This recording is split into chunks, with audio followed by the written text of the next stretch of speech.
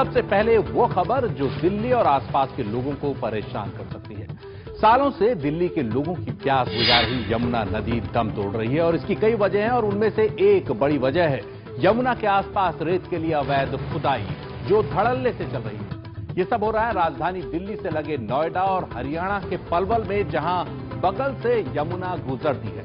ऐसा नहीं है कि अधिकारियों को इसकी जानकारी नहीं है, उन्हें सब पता है, लेकिन पूछो तो जवाब गोलमोल देते हैं। हमारे संवाददाता परिमल कुमार ने इस मामले की तहकीकात की। वो उन इलाकों में गए जहां यमुना में अवैध खुदाई हो रही है, रेत के लिए अवैध खुदाई कर रहे हैं ठेकेदार, मजदूर सब मिले हुए हैं अधिकारियों के साथ। लेकिन कोई भी अधिकारी कैमरे पर जब बोलने की बात आती है तो गोलमोल ही बोलता है, साफ कुछ नहीं बोलता।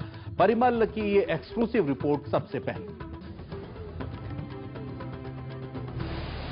बेकाबू होकर उफनती नदियां, खिसकती चट्टाने और कीचड़ का सैलाब, किनारे तोड़कर कगारों को निगलती धारा, बाढ़ का आलम और तबाही का मंजर। क्या इस तरह की तस्वीरें आपको डराती नहीं? ऐसा नहीं है कि इस तरह के कुदरती कहर सिर्फ विदेशों में बरसते हैं। यहाँ भी यमुना का मूड बरसात आते ही खराब हो जाता है और गर्मियों में गंगा सूख कर सुतली सी दिखती है। इन बातों के लिए कुदरत से ज्यादा जिम्मेदार इंसान है, जो न सिर्फ खतरों को नजरअंदाज करते हैं बल्कि अपनी चोरी छुपी हरकतों से नदियों के पेट को खोखला भी बना रहे हैं। हम अभी दिल्ली के निजामुद्दीन ब्रिज पर हैं। यमुना के बचाने को लेकर दोनों तरफ जालियां लगी हैं ताकि कोई यमुना में कचरा न डाल सके, और ये सब यमुना बचाओ मुहिम के तहत ही मुमकिन हो पाया है। केंद्र और राज्य सरकारें यमुना को लेकर अपनी मुस्तैदी की बात का डंका पीटते हैं। दशकों से वादे और दावे होते रहे हैं। कोर्ट भी इस संवेदनशील मसले पर नजर रखता है, लेकिन हकीकत इन सबसे जुदा है। यही दिल्ली जहां इतना ट्रैफिक नहीं होता, वहां स्ट्रीट लाइटें भी नहीं होती और बालू माफिया दिन रात यमुना के पेट की खुदाई करने में लगे हैं। ये काम सालों से होता आ रहा है, लेकिन सरकार और उसके मुलाजिम हैं कि अनजान बने बैठे हैं। वो जगह दिल्ली से इतनी दूर भी नहीं कि जहां पहुंचा न जा सके। तो आइए चलते हैं। दिल्ली से यमुना पार कर नदी के बाएं किनारे के साथ करीब 5 किलोमीटर आगे जाकर हाईवे छोड़ते ही राजधानी की चमक दमक खत्म हो जाती है। आगे यमुना है और उसके साथ है वो खुला इलाका जो अभी पानी नहीं होने की वजह से बालू माफियाओं के लिए खेल का मैदान बना है। नगला नगली गांव की ओर जाने पर बालू के ढेर दिखने लगते हैं और फिर नजर पड़ती है दिन रात चलने वाली बालू की चोरी पर। इन तस्वीरों को हमने पहले चोरी छुपे कैमरे में कैद करना जरूरी समझा, फिर कैमरामैन ने हिम्मत दिखाई और गाड़ी की छत पर आ गए तो पूरी तस्वीर साफ आ गई। बालू की चोरी पूरे रफ्तार पर है। फावड़े और कुदाल चल रहे हैं और बालू से ट्रैक्टर भरे जा रहे हैं। यहाँ कुछ भी नहीं थमता, ट्रैक्टर ऐसे ही कतार में आते जाते रहते हैं। किसी माइनिंग फील्ड का नजारा देखकर चोरी शब्द छोटा लगता है, डकैती कहिए, और वो भी सबकी मिली भगत से। एक ऐसा जुर्म जो एक सीजन बाद अपना निशान तक नहीं छोड़ते। अगले बरसात की बाढ़ सारे गड्ढे बराबर कर जाएगी जैसे कुछ हुआ ही न हो। इस ट्रैक्टर पर इतना बालू लदा है कि स्टार्ट के लिए धक्के की जरूरत है। इस दौरान एक ट्रैक्टर वाले की नजर हमारे कैमरे पर पड़ गई और खतरे की घंटी बज गई। जैसे ही हमने कैमरा समेटा, कुछ लोग हमारे पीछे पड़ गए। फिर गाड़ी भगाकर हमने एक फार्म हाउस में शरण ली। लगा खतरा मोल लेना ठीक नहीं। फिर नोएडा पुलिस को कॉल किया और पुलिस हमें सही सलामत निकालने के लिए पहुंच गई। मैंने ही कॉल किया। वो क्या कि कुछ स्टोरी शूट करने आए थे। दादा सकारात्मक गलत सोचना, पॉजिटिव के लिए आप पॉजिटिव। ये हम लोग उस फार्म हाउस से पहुंच गए, वहाँ चले गए। उसके बाद एक बोलेरो और 2-3 बाइक आ गई, एक नूर पीसीआर का भी। पुलिस के साये में हम निकल पड़े। आगे एक और पीसीआर वैन भी मिली। शुक्र है पुलिस ने हमारी मदद को संजीदगी से लिया था। फिर हम डीएम साहब से मिलने पहुंचे, जिनके पास शिकायतों का ब्यौरा तो है, लेकिन कार्रवाई के नाम पर लाचारी ही दिखी। जेपी टाउनशिप बन रहा है, ठीक उसके पीछे वाला जो इलाका है। बिल्कुल आप सही कह रहे हैं। ये 5-6 गांव हैं जो हमारे बिल्कुल यमुना के क्षेत्र में आते हैं। वहां से ये शिकायतें आती रहती हैं, छापेमारी की जाती है। ऐसा नहीं है एक्शन नहीं हो रही, हमारा खनन विभाग काफी एक्शन करता है, लेकिन तादाद ज्यादा है अवैध खनन करने वालों की। और ये तो एक तरह का इस तरह का है कि हम चोरी को रोकने में कितना कामयाब हो रहे हैं। ये कोई ऐसा है नहीं है कि हम परफेक्टली कह दें कि आप कोई खनन नहीं करेगा अवैध। माइंस इंस्पेक्टर का भी यही कहना है कि उन्हें वैध और अवैध खनन के इलाकों की जानकारी तो है, लेकिन इस खुलेआम चोरी को लेकर कोई पुख्ता जवाब नहीं। एक लचर दलील है कि राज्यों की सीमा और उससे जुड़े कंफ्यूजन का। एक्चुअली हरियाणा गवर्नमेंट से नहीं हो पाता है, क्योंकि जो नदी की जो धारा है ना, जो दीक्षित अवार्ड के तहत है, तो वो ऑन पेपर तो है, लेकिन ये ऑन स्पॉट कहीं डिमार्केट नहीं है कि हरियाणा है या यूपी है, वो नहीं है। लेकिन चूंकि गाड़ियां हमारे ओर अगर आती हैं और उसके पास अवन्ना नहीं है तो वो अवैध। बात कबूलनामे की नहीं, सवाल यह है कि देश की राजधानी से लगे इलाकों में इतने बड़े पैमाने पर चोरी क्या बगैर बड़े और रसूखदार लोगों की मिलीभगत के मुमकिन है? नदी से निकला चोरी का बालू सीधा मंडियों तक खरीदारों के पास पहुंचता है। न टेंडर न टैक्स, सिर्फ खुदाई और ढुलाई का खर्च, बाकी जो बचा शुद्ध मुनाफा। तो घटते बढ़ते रहते हैं रोड इन्वेस्ट के लिए। हाँ, कभी 2 रुपए बढ़ गए तो कभी 2 रुपए घट गए। हरियाणा का भी वही हाल है, जैसा नोएडा का किनारा वैसा ही पलवल का। अगर बालू है तो बालू चोर भी। ये जगह पलवल से करीब 15 किलोमीटर दूर हामिदपुर रोड पर है। यमुना के फ्लाईओवर से पहले एक ट्रैक्टर दिखा, फिर हम उस ओर चले जहां से ट्रैक्टर आ रहा था। दूरी की वजह से पहले तस्वीरें साफ नहीं आ सकी, तो छुपते छुपाते करीब पहुंचे। यहाँ 3-3 जेसीबी मशीनें बालू की खुदाई में लगी हैं। तो क्या इसे चोरी मानी जाए? लेकिन जो हो रहा है कैमरे ने कैद कर लिया। हरियाणा में सैंड माइनिंग पर कोर्ट की रोक है, तो क्या रहीमपुर, सुल्तानपुर रखिया, अतबा, बिलोचपुर जैसे गांवों पर ये पाबंदी लागू नहीं होती? ये जानने के लिए हमने डीएम साहब से बात करने की कोशिश की। घंटी बजी पर फोन नहीं उठा, लेकिन माइनिंग ऑफिसर से मोबाइल पर बात करने में हम कामयाब रहे। नहीं, यहाँ पर जो है ना, जो जगह है, रहीमपुर हो गया, अतवा हो गया, सुल्तानपुर रखिया हो गया।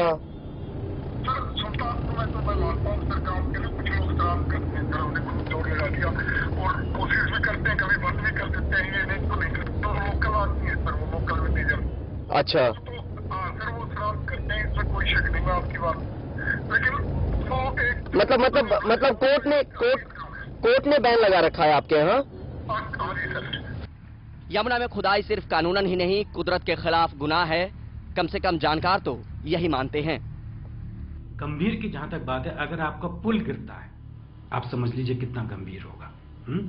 आपका अगर बैराजेस टूटते हैं तो आप समझ सकते हैं कितना गंभीर होगा।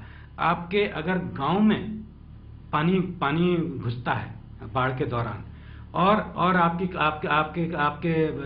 खेत में लगे हुए जितने भी आपके क्रॉप्स हैं वो डिस्ट्रॉय होते हैं, तो क्या कर रहे हैं हम तो अपने पैर में कुल्हाड़ी मार रहे हैं। यमुना हर तरीके से चुस्ती है। एक अरसे तक ये लोगों का प्यास बुझाती रही, बदले में लोग इसे गंदा करते रहे। लेकिन अब बात चोरी तक आ पहुंची है, जब कोर्ट के आदेशों की धज्जियां उड़ाते हुए खनन माफिया सूखती यमुना के बालू चुराने से भी बाज नहीं आ रहे। नोएडा के नगला नगली गांव से कैमरा पर्सन पवन और हरियाणा के पलवल से कैमरा पर्सन मदन लाल के साथ परिमल कुमार, एनडीटीवी इंडिया।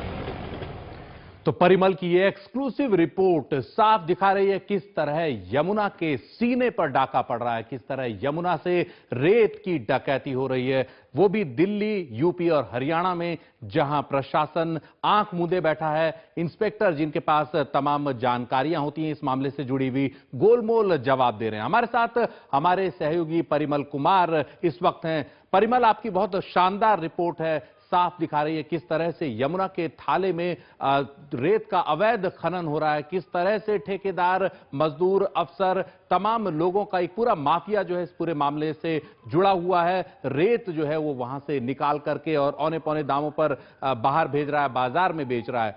आपने अलग अलग अधिकारियों से बात की, नोएडा के भी, हरियाणा के भी।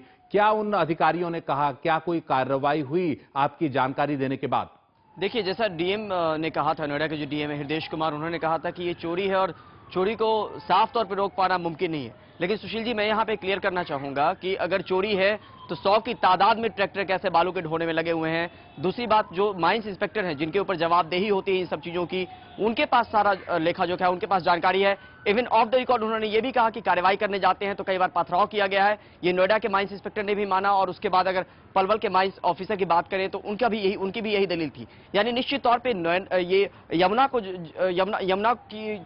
में जो खनन चल रहा है, अवैध खनन, उसको ये लोग बहुत गंभीरता से नहीं ले रहे हैं। शायद इसके माने उनको नहीं पता है कि इसके बाद क्या हो सकता है, क्या आने वाले दिनों में इससे हो सकता है। खासतौर पर अगर बात करें तो बाढ़ के समय में बहुत ज्यादा इससे दिक्कत आ सकती है। यमुना अपना रास्ता बदल सकती है, क्योंकि जिस हिसाब से हम फिजिकल छेड़छाड़ करते हैं उसके बाद अपना कोर्स बदल सकती है, जिससे शहरों तक, गांवों तक, कस्बों तक पानी घुस सकता है। उसका भयावह मंजर और भी हो सकता है। ग्राउंड वाटर को ये रिचार्ज करने का काम करता है। लेकिन जो प्रशासनिक अधिकारी हैं, जो अधिकारी बैठे हुए हैं कुर्सी पे, उनकी बस लचर यही है, दलील यही है सिंपल, कि सीमा विवाद को लेकर हम कार्रवाई करने में लाचार हैं। लेकिन ये भी साफ तौर पे मानते हैं कि अगर हमारे इलाके से अगर वो ट्रैक्टर गुजरता है तो जवाबदेही हमारी बनती है। लेकिन उनकी भी लाचारी साफ कैमरे के आगे दिखी, कहीं ना कहीं अपने को खुद को बचाने की वो कोशिश में साफ तौर पे जुटे नजर आए।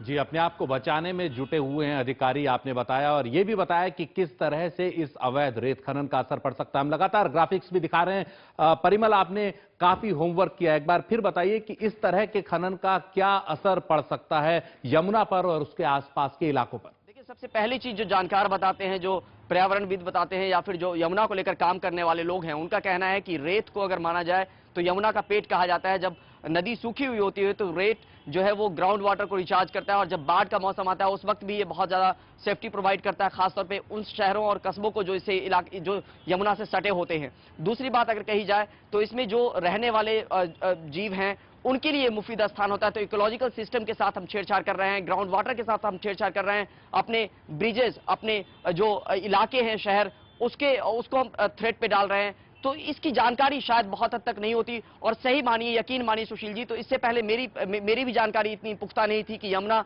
में अगर बालू चुराने का काम चल रहा है तो उसका असर क्या पड़ सकता है। लेकिन जब यमुना वालों, जो यमुना अभियान को लेकर काम करने वाले लोग हैं, उनसे जब हमारी बात हुई तो उन्होंने साफ तौर पे ये चीजें बताई जो काफी अहम मानी जाती है। और इसका प्रभाव साफ तौर पे शुरुआती दौर में नहीं दिखता, लेकिन आगे आने वाले दिनों में इसका असर जरूर दिखेगा। जी परिमल, और इसका असर दिख भी रहा है और आने वाले दिनों में और भयानक असर होगा इस तरह के खनन का। परिमल कुमार की यह शानदार रिपोर्ट। उम्मीद है सरकार, प्रशासन और इस मामले से जुड़े तमाम अधिकारियों की निगाह इस ओर गई होगी। देखेंगे कि क्या सरकार कदम उठाती है। इस एक्सक्लूसिव रिपोर्ट पर जो एनडीटीवी इंडिया पर हमने आपको दिखाई, यमुना पर डाके से जुड़ी।